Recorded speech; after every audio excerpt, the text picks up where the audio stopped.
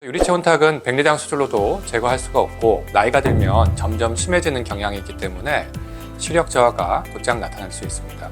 그래서 유리체 혼탁이 시력 저하의 원인으로 판단을 하고 이를 치료하기 위해서 유리체 절제술을 시행했습니다. 수술 다음날 시력이 먼 거리는 1.0, 근거리는 J2까지 올라오면서 성경책을 읽으실 때 불편함이 없을 정도로 금방 시력을 회복하셨습니다. 안녕하세요. 안과 전문의 최성호입니다. 오늘은 시력의 질을 떨어뜨리는 질환인 유리체 혼탁, 비문증의 치료 방법에 대해서 알아보겠습니다. 유리체 혼탁은 눈 속의 젤리 같은 물질인 유리체를 구성하고 있는 콜라겐 섬유 뭉침으로 인해서 발생을 하는데요. 이로 인해 시야에 그림자가 생겨 비문증으로 인쇄를 하게 됩니다. 그래서 유리체 혼탁과 비문증은 종종 같은 의미로도 사용되며 특히 증상이 느껴지는 경우에는 증상성 유리체 혼탁이라고도 불립니다. 가장 흔한 원인은 노화로 인한 유리체 액화 및 후 유리체 박리라고 하는 명칭이 붙은 현상입니다.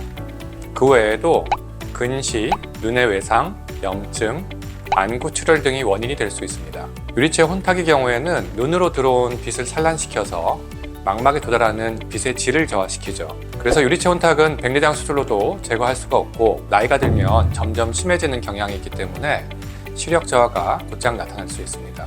비문증은 시야 내에서 작은 점, 실, 거미줄 같은 형태로 나타나며 눈을 움직이면 함께 움직인다는 특징이 있습니다.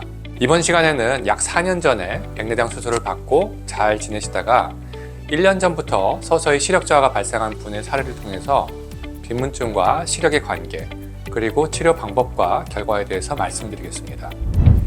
이 60대 환자분께서는 4년 전에 양안에 연속 초점 인공성체로 백내장 수술을 받으셨습니다. 당시 수술 결과는 양안에 1.0을 보셨고요. 이후 거의 3년 만에 내원하셔서 1년 전부터 성경책 읽는 것이 너무 불편해졌다라고 하셨습니다. 그래서 시력을 재보니까 좌안 원거리 시력은 0.2 정도, 근거리 시력은 J5 정도로 J5 정도면은 핸드폰 간신히 볼 수 있는 정도의 시력입니다. 이렇게 원거리, 근거리도 제대로 보이지 않는 상태였습니다. 눈 속을 검사하는 안저 촬영에서는 심한 유리체 혼탁이 발견되었는데요. 그래서 유리체 혼탁이 시력 저하의 원인으로 판단을 하고 이를 치료하기 위해서 유리체 절제술을 시행했습니다. 수술 다음날 시력이 먼 거리는 1.0, 근거리는 J2까지 올라오면서 성경책을 읽으실 때 불편함이 없을 정도로 금방 시력을 회복하셨습니다. 이와 같은 환자 사례에서 혼탁의 원인은 후 유리체 박리라고 하는 자연적 현상에 의해서 발생을 하였는데요. 벽에 붙어 있는 유리체의 후면이 떨어지면서 덩어리가 뭉치고 혼탁이 나타나게 됩니다. 눈 초음파를 보시면은 하얗게 보이는 부분이 안구 벽에서 떨어진 유리체 덩어리인데요.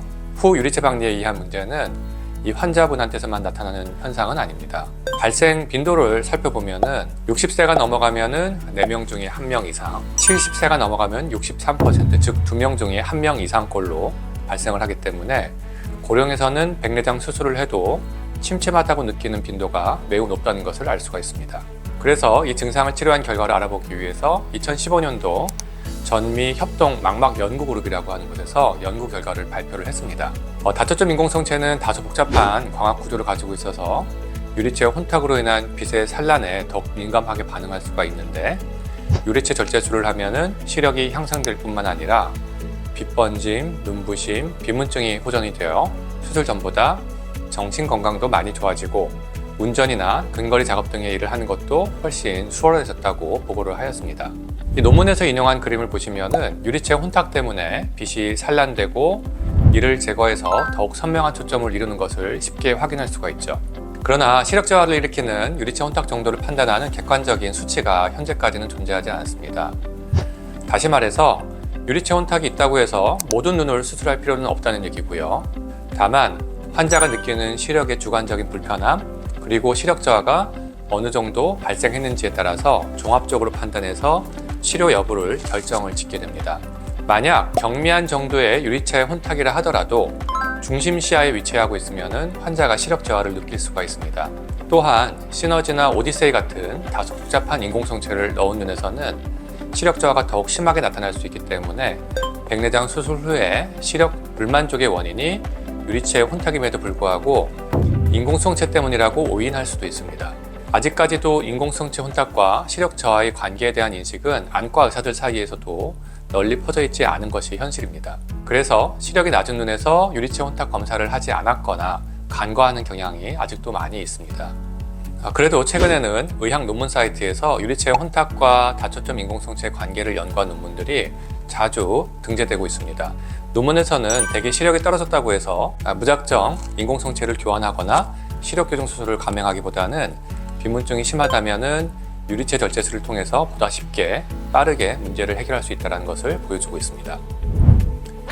유리체 절제술로 눈앞에 떠다니는 증상이 100% 사라지는 것은 아니지만 시력 저하는 해결을 할 수가 있습니다. 다른 흔한 부작용으로는 백내장 발생률을 증가시키는 것인데 이미 백내장 수술을 받으신 분들과는 관계가 없죠. 그 외에 매우 적은 빈도에서 안내염 같은 합병증이 생길 수가 있고, 반면에 수술 전 검사에서 발견할 수 없었던 망막 열공 같은 질환을 발견해서 치료할 수도 있습니다.